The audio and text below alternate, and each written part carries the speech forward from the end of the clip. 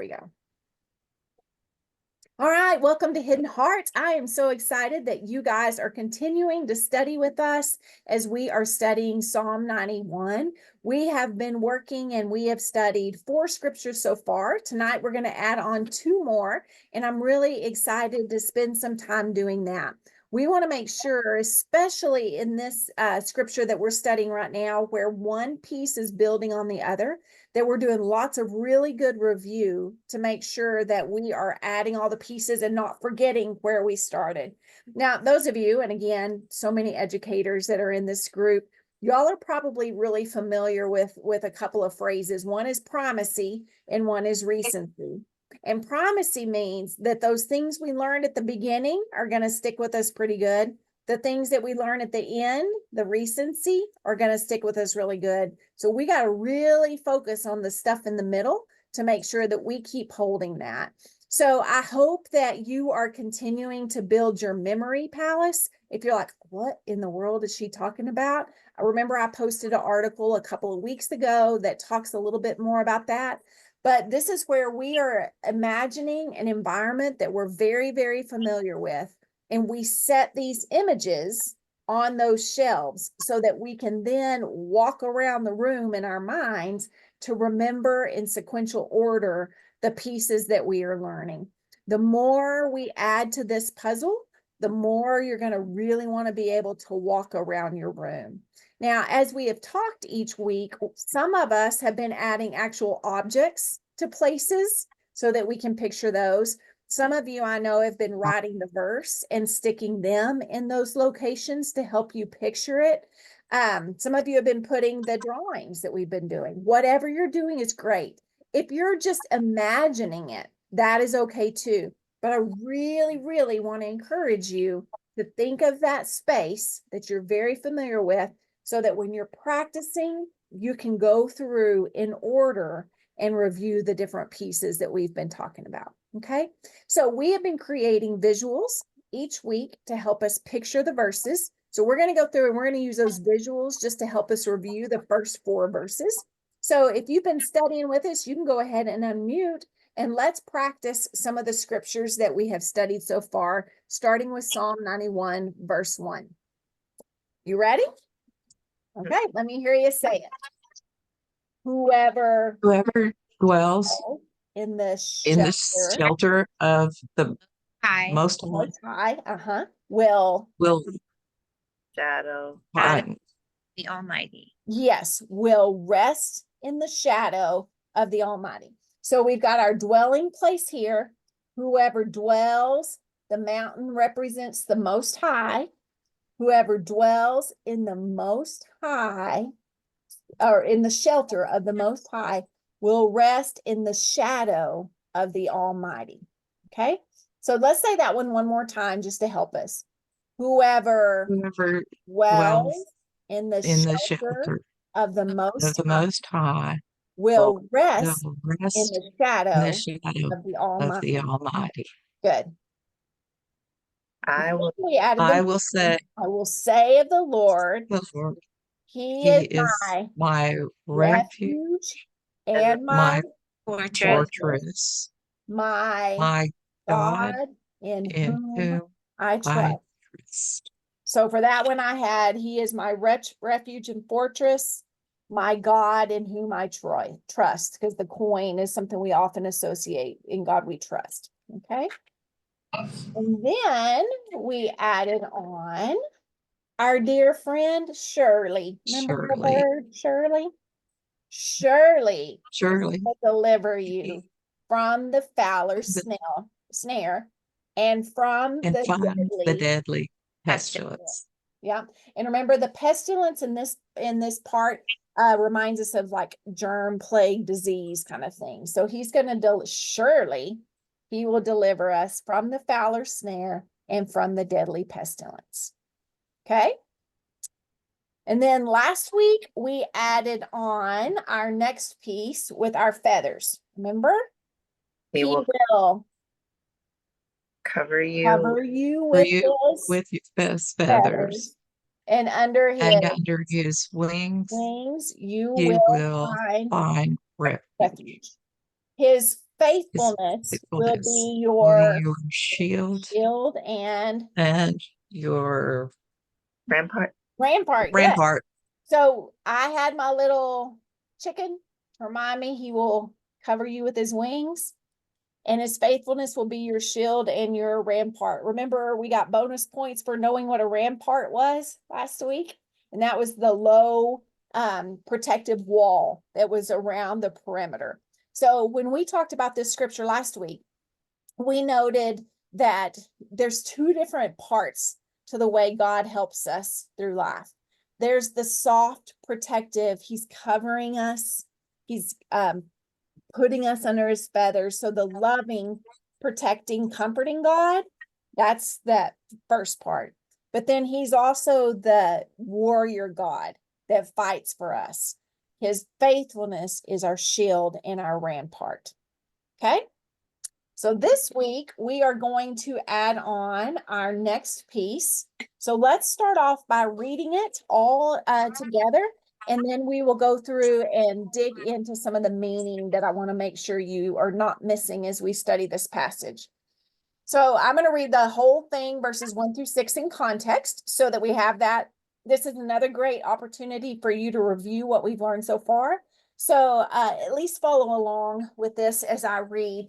And again, we're using the NIV if you're joining us and learning these passages. Whoever dwells in the shelter of the Most High will rest in the shadow of the Almighty. I will say of the Lord, He is my refuge and fortress, my God in whom I trust. Surely He will deliver you from the fowler's snare and from the deadly pestilence.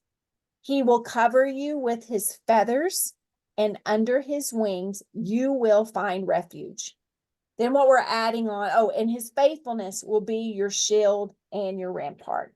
So what we're adding on tonight is you will not fear the terror of night, nor the arrow that flies by the day, nor the pestilence that stalks in the darkness, nor the plague that destroys at midday.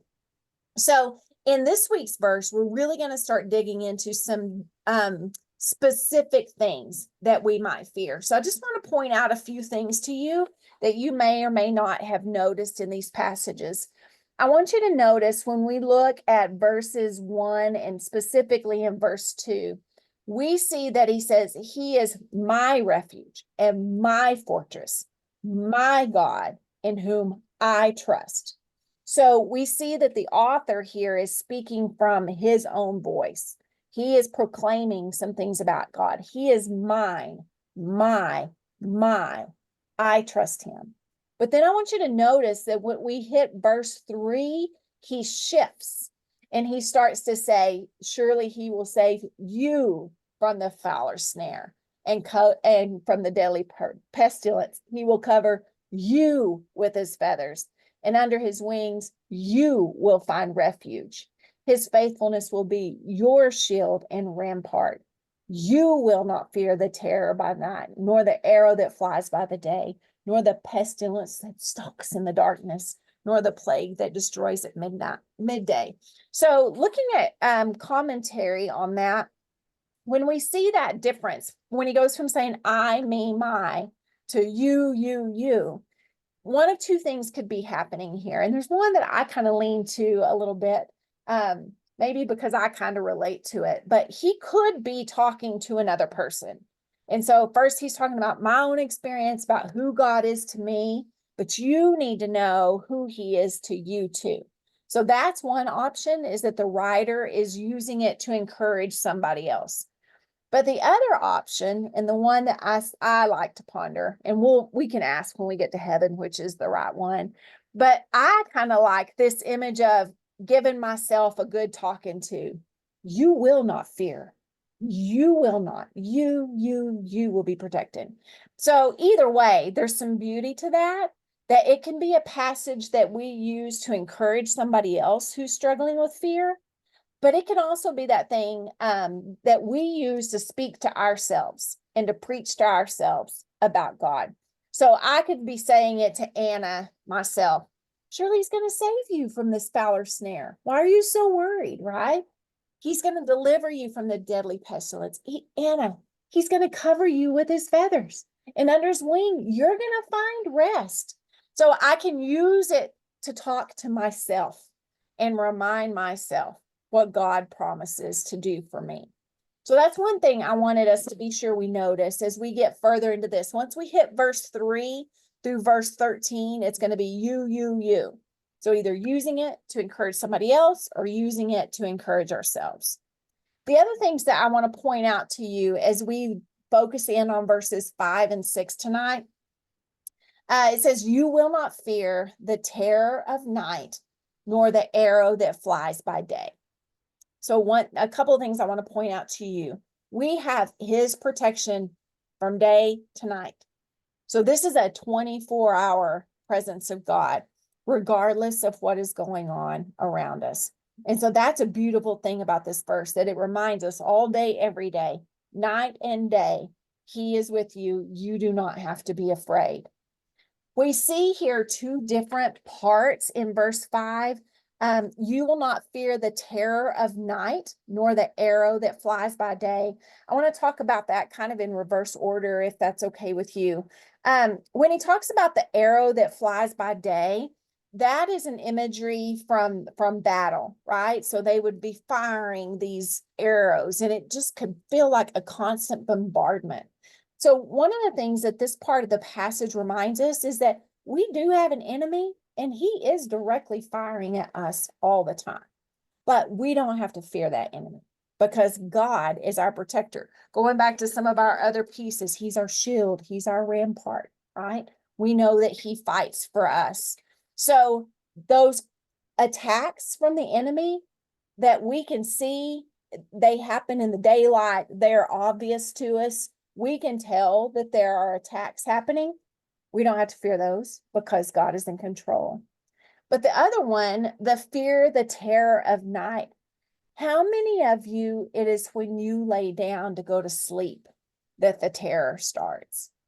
The anxiety starts, the worry starts. Your mind will not stop. It just spins. And it doesn't have to be a big, terrible thing, but it just begins to nag on you and gnaw on you. And what about my kids? And what about my future? And what about my bills? And what about my job? And what about my students? And what about my health? And what about our future? And what about the election? And and it just goes on and on and on. Am I the only one?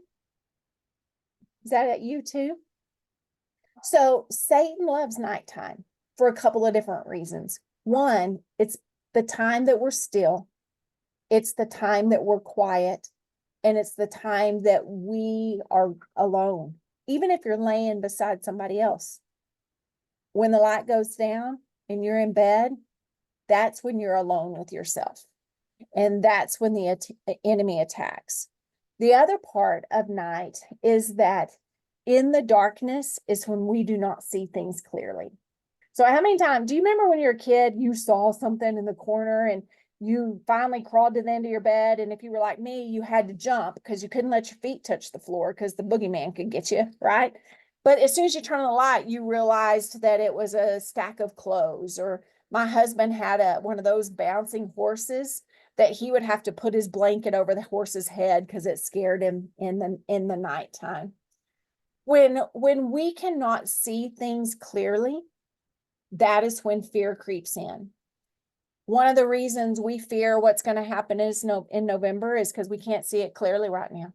So it's scary. One of the reasons we fear our health is because we don't know what the end of the story is going to be. So often those things that we fear, it's because we haven't had the light to see the outcome yet. And so in the nighttime or in those seasons of darkness, even if it's not a physical darkness, that is when fear and anxiety tends to run rampant. And so that's when we need to remind ourselves, you will not fear the terror of night, Anna Jackson, nor those arrows that fly by day. So the things you can see coming, God's got them. The things you can't see coming, God's got them. So Anna, you're not going to do that. And so we talk to ourselves and use this verse to remind us of who God is. When we move on to verse 6, we see the pestilence that stalks in the darkness. So again, those things that happen under the cover of darkness. and the plague that destroys at midday. So those can be all the broken parts of our world. When we think about disease, when we think about plague, those were never part of God's perfect plan. Those entered the broken world because of sin, right? But we don't have to fear them because he is bigger than that. I want us to notice as we look at it, it doesn't say, don't be afraid because there will be no terror at night. That's not what it says. It doesn't say, don't be afraid because there will not be any arrows. That's not what it says. It doesn't say, don't be afraid because there's not going to be any pestilence or plague. That's not what it says. Those things are going to exist.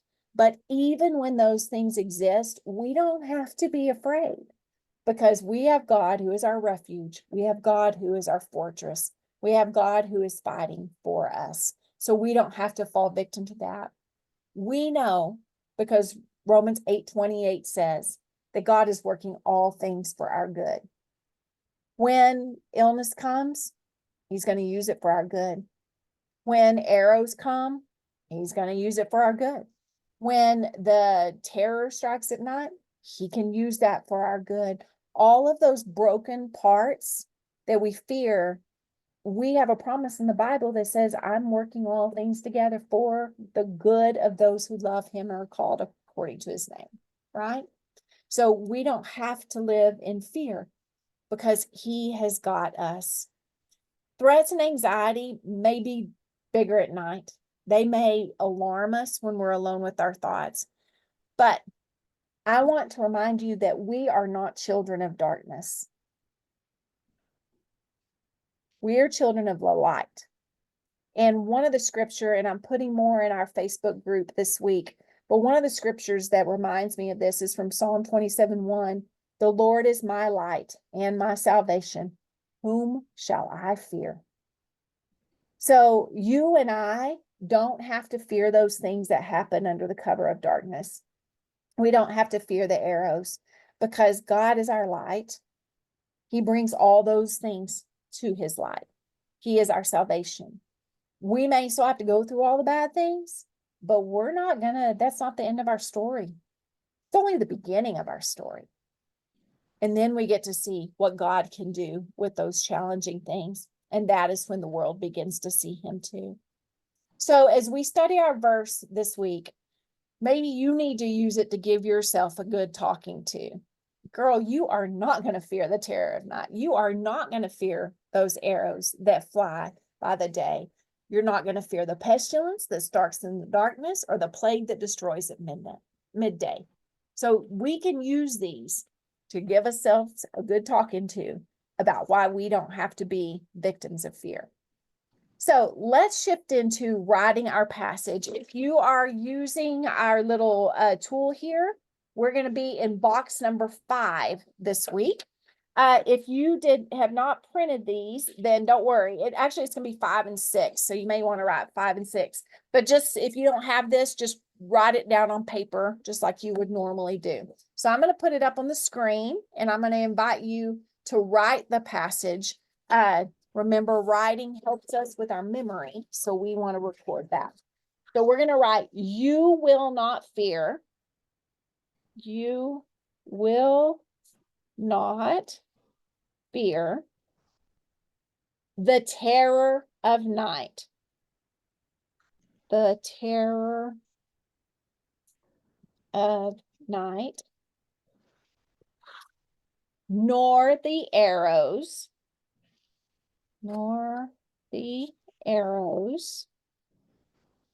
that fly by day. And this is a long sentence here. So, nor the pestilence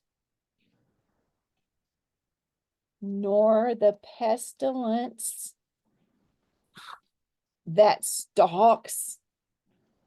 And when we read this part, I want you to kind of imagine that stalks in the darkness. Okay, so imagine this little thing stalking in the darkness. That stalks in the darkness, nor the plague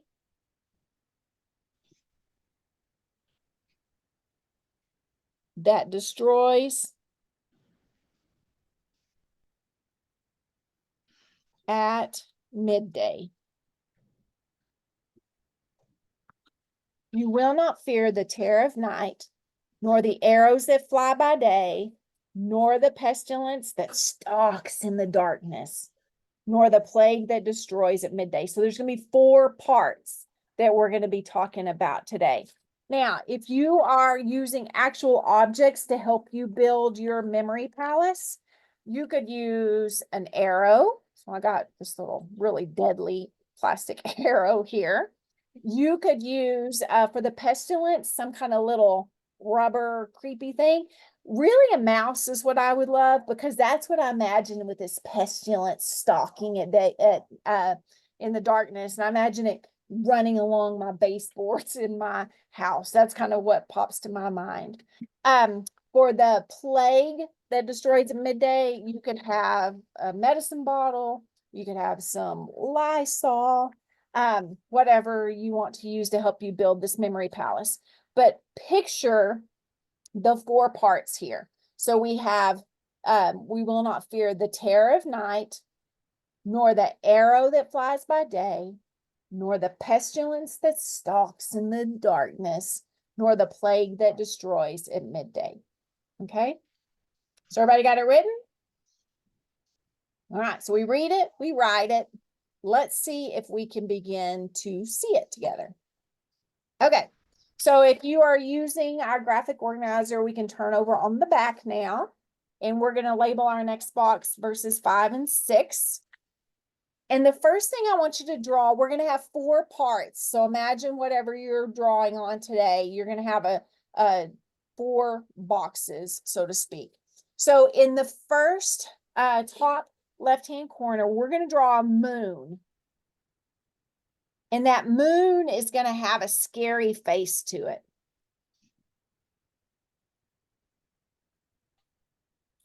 So that reminds us, you will not fear the terror. Okay, can you hear me now? Yeah, sorry, you're me. Yeah, I don't know why my music blasts on. There's something about the 30-minute mark that I think it is trying to tell me to shut up. So we'll just tell it. It's not the boss of me. All right, so we've got, you will not fear the terror of night. So look at the face part. That's the terror. The moon is we need the moon back. Oh, good. We've got your family. It's a lovely picture of your family, though. Yeah, it's not scary. I'm really not sure how that. Precious grandsons. Let's try it again. Well, for one thing, my screen disappeared. What in the world? Okay, and then let me reshare it. Sorry for the technical difficulties. Not a problem. Okay, can you see it now? No. Oh, yes. Okay. Okay. So I want you to look at, you will not fear the terror, that's the face, of night. You will not fear the terror of night. So let's say that 3 times and touch the face part, then touch the moon. Touch the face part, touch the moon. You will not, and I want you to say that like you mean it. You will not fear the terror of night. Let's do it again. You will not fear the terror of night. You will not fear the terror of night. Okay? So that's part 1. Say it to me. You will not fear the terror of night. Okay. The second part we're going to draw. My animations are really weird on this. I want you to draw a sunshine in the top right corner. And I want you to draw an arrow flying across that sunshine. So this reminds us, nor the arrow that flies by the day, nor the arrow that flies by the day, nor the arrow that flies by the day. So when we say arrow, touch the arrow. when we say day touched the sun, nor the arrow that flies by the day, nor the arrow that flies by the day. Okay, let's put those two together 3 times. You will not fear the terror of the night, nor the arrow that flies by the day. You will not fear the terror of night, nor the arrow that flies by the day. One more time. You will not fear the terror of night, nor the arrow that flies by the day. Okay, so let's add on the next part. Okay, and then here's your little mouse creature. So just draw like a little half circle, give him a big ear, give him some whiskers, and a long tail. Now, he represents the pestilence that stalks in the darkness. Okay, the pestilence that stalks in the darkness. Now, when I do my memory palace, I actually imagine a rat running along my baseboard because that helps me remember this. Pestilence in this phrase actually refers probably more to illness, infection, disease kind of thing. But just to help us have it sticky, we're going to talk about the pestilence that stalks in the darkness. Okay, so let's do that 3 times. Nor the pestilence that stalks in the darkness, nor the pestilence that stalks in the darkness, nor the pestilence that stalks in the darkness. Put it together. You will not fear the terror of night, nor the arrow that flies by the day, nor the pestilence that stalks in the darkness. Okay, and then the final part. Back up. Okay, so we're just going to draw a little face of a little guy or girl. You can make it whichever one you want. Give her chicken pox. That's going to be our plague. Okay, now we need to remember when that plague happens. So the other thing I want you to draw there is a clock that's pointing to noon, because that's midday. Nor the plague that destroys at midday. Now, I sometimes have a hard time getting the word destroys to stick in my brain. So I'm going to draw a little D in the center of my clock just to help me remember that destroys at midday, destroys at midday, destroys at midday. Okay. So you will not fear the terror of night, nor the arrow that flies by the day, nor the pestilence that stalks in the darkness, nor the plague that destroys at midday. So from morning to night, the things we can see coming and the things in the darkness, the things that are attacks, the things that are just a part of our broken world, we don't have to fear any of it because he's our refuge and fortress. Because we build our shelter in the Most High, we can rest in the shadow of the Almighty. We don't have to fear these things. All right. So we read it, we write it, we see it. Now let's practice saying it. So I'm going to ask you to unmute and I'm going to make some words disappear. Y'all help me fill in the blanks. You ready? You will not fear the the terror of the night, nor the or the arrow that flies day, by day, nor the nor the pestilence that stalks in in the darkness. Yep. Nor the nor the plague that destroys at at noon. midday. Good. So let's take away a few more things. You will not You will not fear the terror Terror of the night, nor the nor the pestilence arrow arrow flies by that day. flies by the by day, day, nor nor the the pestilence pestilence that stalks in in the in the darkness, nor the nor the plague Like that that destroys destroys Is at at noonday, midday. midday. Yep. midday. Yeah. Okay. One more time. You ready? You will not You will not Fear, fear Fear uh, the terror, darkness, terror terror of the night. night. Good. Nor the or the arrow that Arrow that by by the day, day, flies by flies day, by the day, nor nor the nor the the pestilence pestilence pestilence that that stalks in in the the night, darkness, the darkness, darkness, Nor- nor the nor the plague that uh, destroys that destroys destroys at at midday. midday. day. Yep. Yep. And if you say noonday, remember that God doesn't care if you say midday or noonday. He wants to know, did she get the point? Yes. So we're not going to be legalistic about it. If we look in different versions, we could see different words used there. The point is, do you get the message? That day or night, you don't have to be afraid.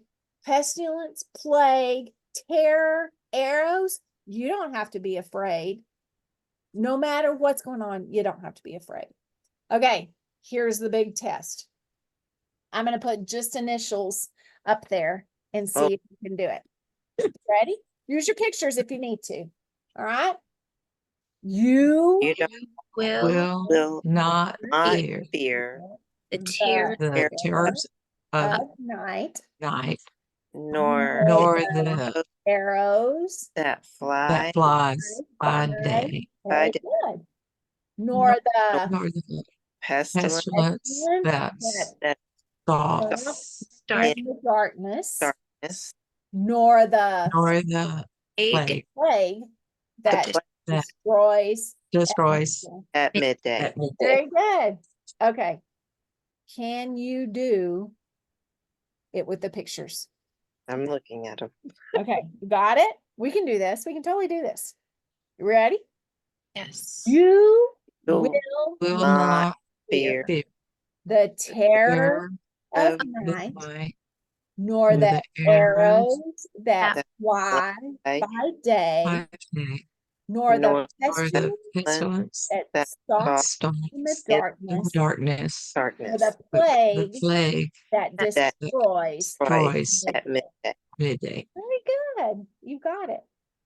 So we got to practice through this week. Go back and don't forget that you got to keep going back all the way to the beginning and add on and add on.